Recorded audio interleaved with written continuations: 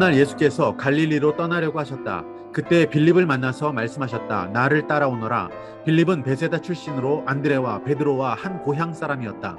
빌립이 나다나엘을 만나서 말하였다. 모세가 율법책에 기록하였고 또 예언자들이 기록한 그분을 우리가 만났습니다. 그분은 나사렛 출신으로 요셉의 아들 예수입니다. 나다나엘이 그에게 말하였다. 나사렛에서 무슨 선한 것이 나올 수 있겠소? 빌립이 그에게 말하였다. 와서 보시오. 예수께서 나다나엘이 자기에게로 오는 것을 보시고 그를 두고 말씀하셨다. 보아라, 저 사람이야말로 참으로 이스라엘 사람이다. 그에게는 거짓이 없다. 나다나엘이 예수께 물었다. 어떻게 나를 아십니까? 예수께서 대답하셨다. 빌립이 너를 부르기 전에 네가 무화과 나무 아래에 있는 것을 내가 보았다.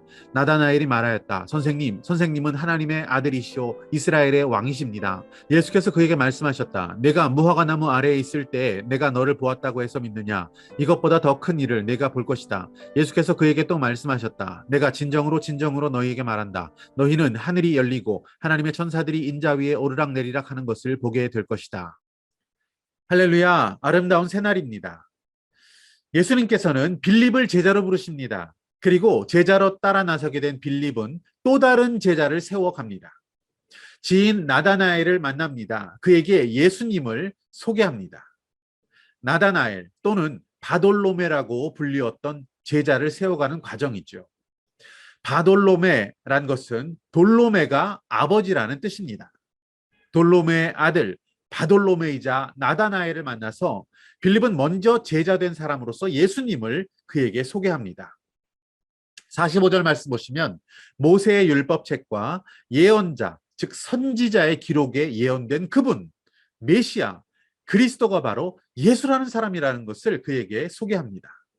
또한 빌립은 예수님은 요셉의 아들이며 나사렛 출신이라는 것을 나다나엘에게 설명해 주고 있습니다. 그때 나다나엘은 나사렛에서 무슨 선한 것이 나올 수 있겠느냐라고 반문을 하고 있습니다.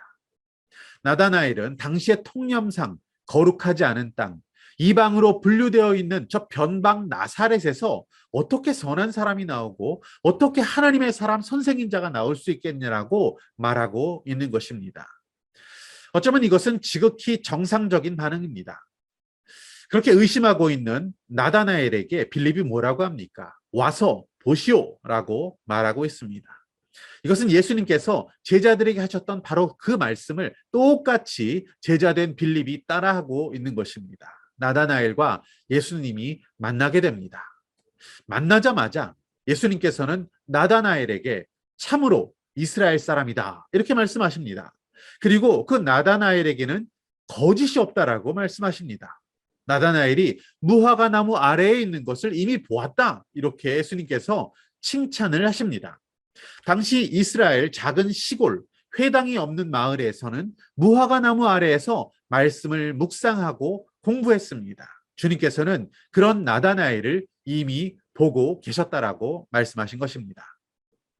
오늘 여러분들도 말씀 묵상을 위해서 큐티책을 펴고 주님의 뜻을 구하고 계십니다. 주님은 그런 여러분을 다 지켜보고 계십니다. 그리고 기뻐하십니다. 주님은 그렇게 조용히 말씀을 읽고 묵상하는 사람을 참 신앙인, 거짓이 없는 순수한 사람이라는 칭찬을 해주십니다. 경건의 훈련에 열중했었던 신앙을 가졌던 나다나엘을 예수님은 이미 주목하고 계셨던 것입니다.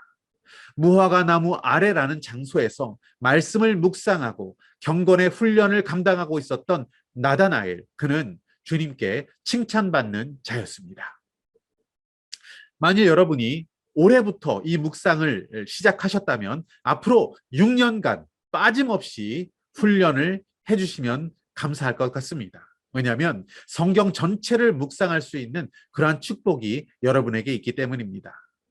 말씀 앞에 머물러 율법과 선지자들의 기록과 또 그 모든 하나님의 말씀을 묵상하고 있었던 나다나엘처럼 우리도 묵상하는 삶을 살기를 원합니다. 그렇게 하나님과의 교제가 삶의 습관이 된다면 우리의 인생은 형통으로 가장 복된 삶으로 인도함을 받게 될 것입니다. 복 있는 사람은 악인들의 꾀를 따르지 않고 죄인들의 길에 서지 않고 오만한 자들의 자리에 앉지 아니하고 오직 여호와의 율법을 즐거워하여 그 율법을 주야로 묵상하는도다. 아멘. 말씀 묵상의 가치를 새롭게 하는 해, 하나님의 말씀을 주의하러 묵상하는 거룩한 습관을 훈련하는 복된 한 해 보내시기를 축복합니다. 오늘 붙드신 하나님의 말씀과 믿음의 결단은 무엇입니까?